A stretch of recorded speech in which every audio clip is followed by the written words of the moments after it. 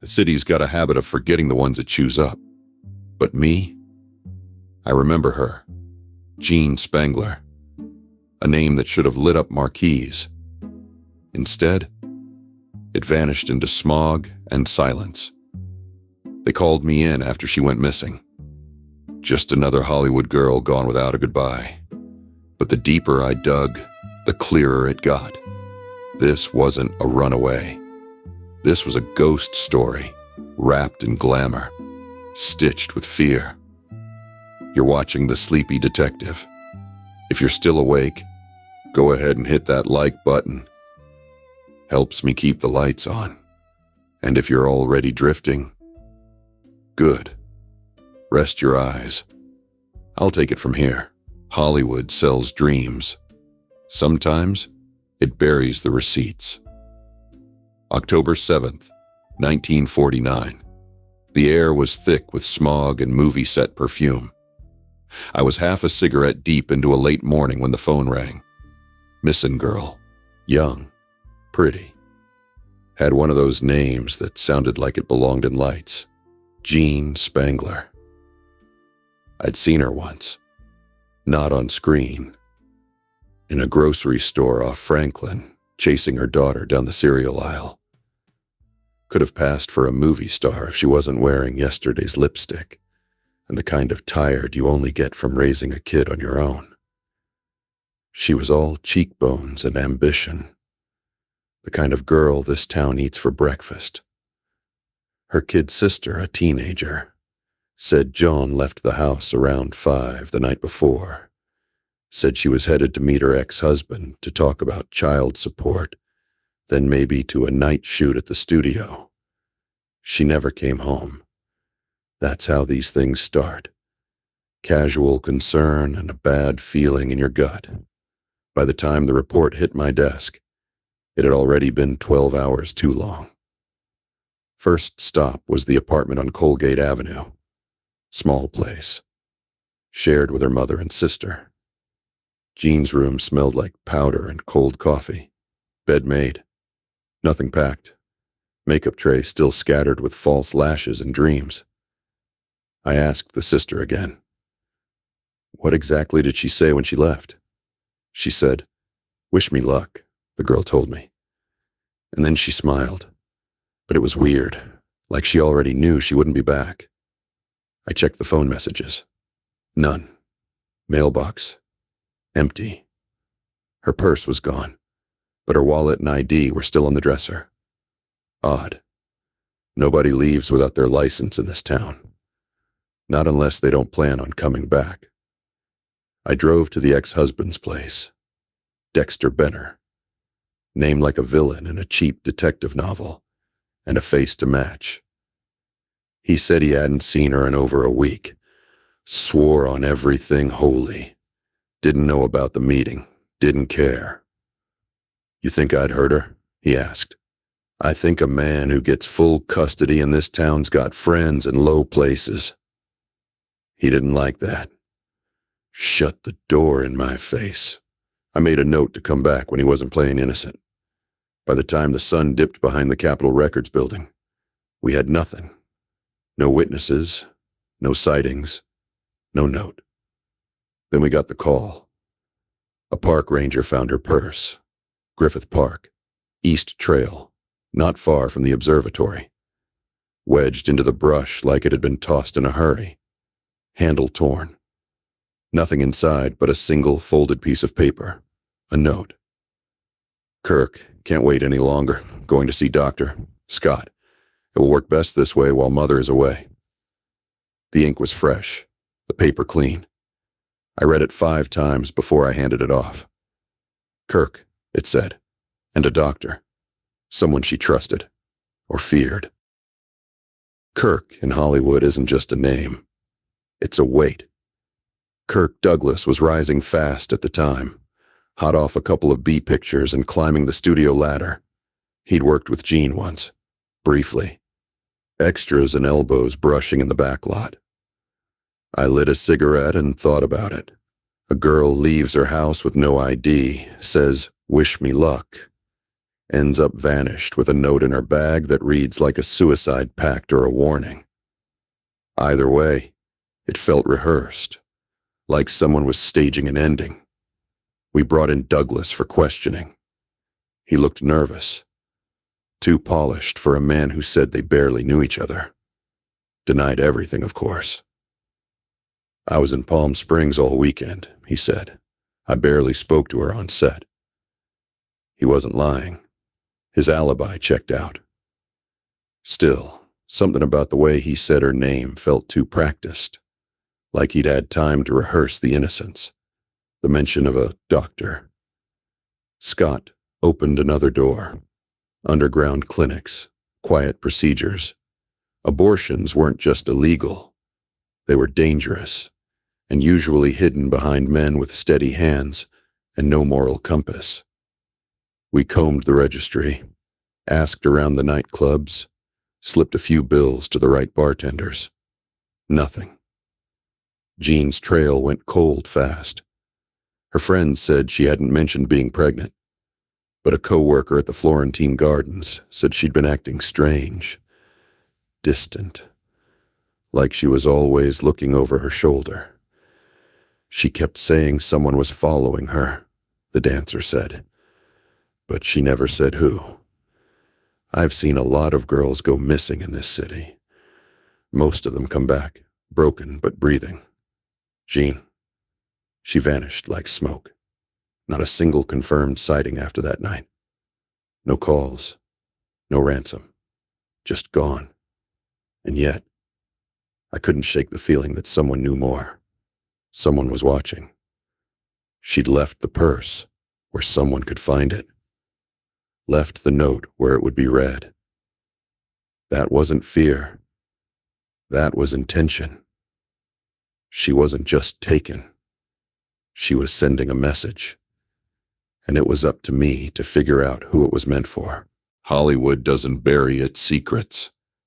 It puts them in costume, runs them through makeup, and parades them down Sunset like a parade no one remembers signing up for.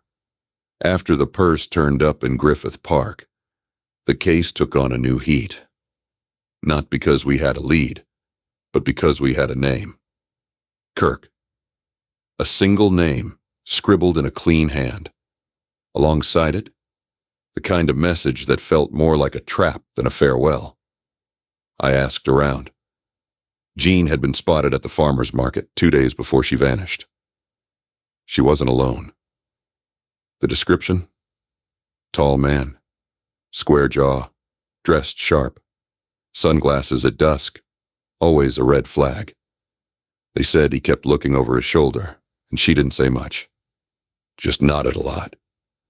The girl who told me that, waitress at a diner 2 blocks from the lot, didn't know his name.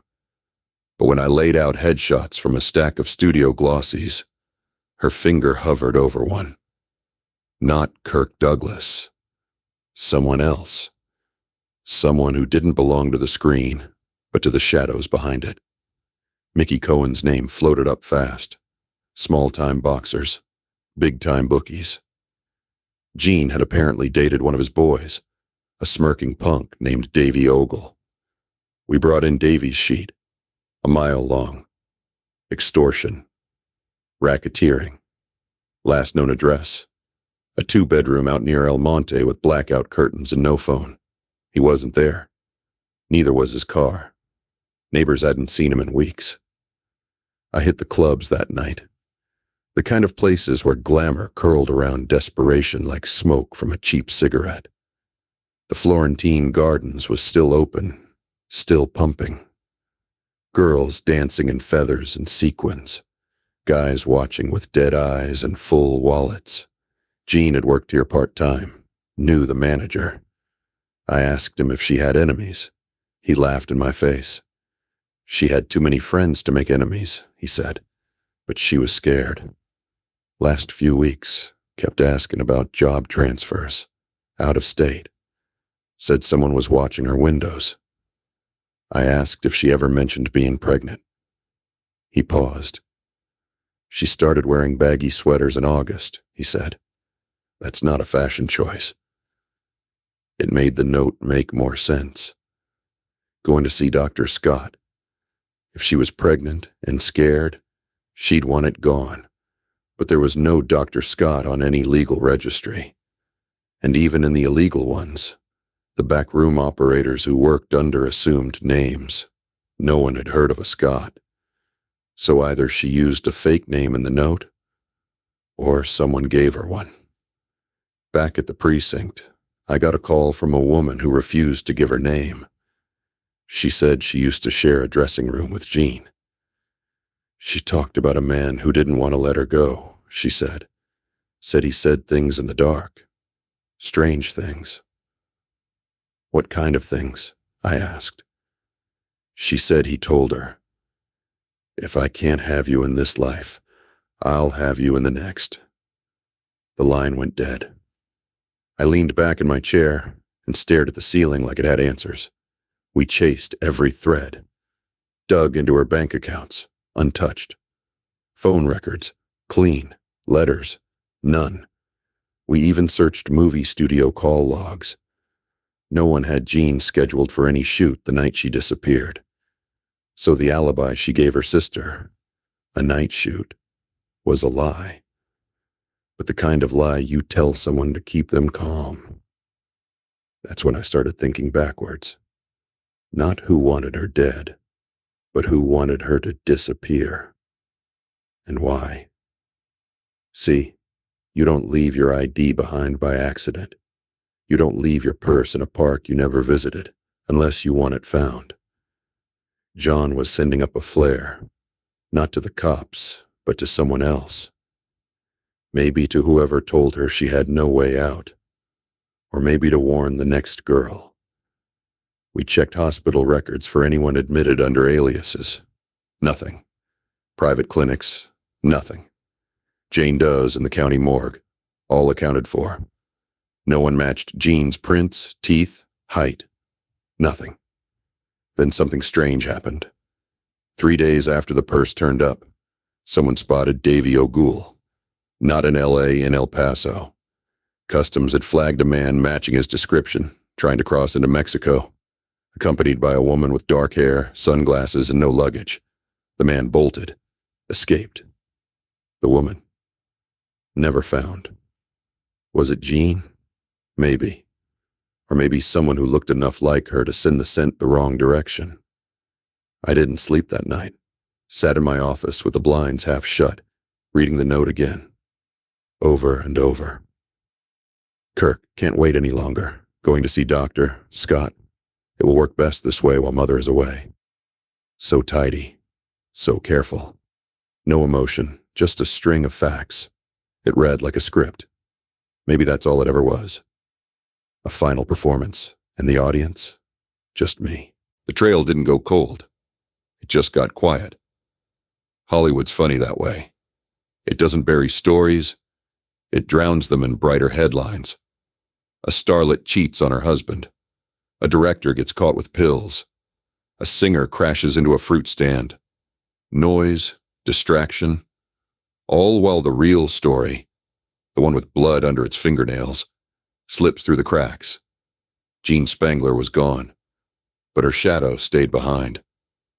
The studio stopped calling. The press backed off. Kirk Douglas's people issued a final statement. No further comment. The file sat on my desk, thick and heavy and still too clean. I kept digging. I went back to the mother. Asked the hard question. Was Jean pregnant? She didn't answer at first, just stared at the window like it might bring her daughter back. Then she nodded. Once. She told me a few weeks before she left. Said it wasn't the right time. Said the father didn't know. Did she say who it was? No, she said, but she looked scared. Not sad. Scared. I thanked her. Left the house. Drove until the city turned to dust and roadside diners. Sometimes silence helps you think. Sometimes it helps you forget. Jean's case wasn't the first I'd seen vanish under pressure. Too many leads that went nowhere. Too many powerful names who wanted to stay clean. My gut told me it wasn't just one man. It was a system, a machine, the same one that promised girls fame in exchange for silence, until they had too much of one and none of the other. 2 weeks after she vanished, Davy Ogle, the mob connection, disappeared for good. Some say he crossed into Mexico. Others say he crossed someone higher up. Either way, he was never seen again. Like Jean, 2 people. Same time, same circles. Gone. A month later, I got an envelope. No return address. Postmarked L.A. inside a photo. Jean, or someone who looked like her. Hair different. Eyes hidden by sunglasses. Standing in front of a motel sign somewhere out past Barstow. The image was grainy, off-center, and dated. 2 days after the purse was found. No message. No fingerprints. Just that photo. I ran it through every contact I had. No one recognized the motel. No one confirmed the girl. Could have been a fake. Could have been a message. Could have been a warning. The department shelved the case as open but inactive. That's cop talk for forgotten. I kept the file, not out of duty, out of spite, because some stories deserve to haunt you. And Jean, she deserved to haunt someone. I think about her sometimes, when the radio cuts out, when the neon dies, when I pass a woman in heels walking alone at night, face down, eyes forward. I wonder if Jean made it out. Maybe she ran. Maybe she started over, changed her name, burned her face from the mirrors, and rewrote herself into someone the city couldn't find. Or maybe she didn't. Maybe she's still out there, just under the surface. One of the ghosts who watch the boulevard but never walk it. One of the names they mention in hushed tones, followed by, "What a shame." But here's the thing about shame. It sticks to the wrong people. Jean didn't disappear because she was careless. She disappeared because she was inconvenient. Too beautiful to ignore. Too smart to control. And too pregnant, maybe, with a secret someone couldn't afford. She was a girl who looked like a star but lit up all the wrong shadows. And this town, it eats its own.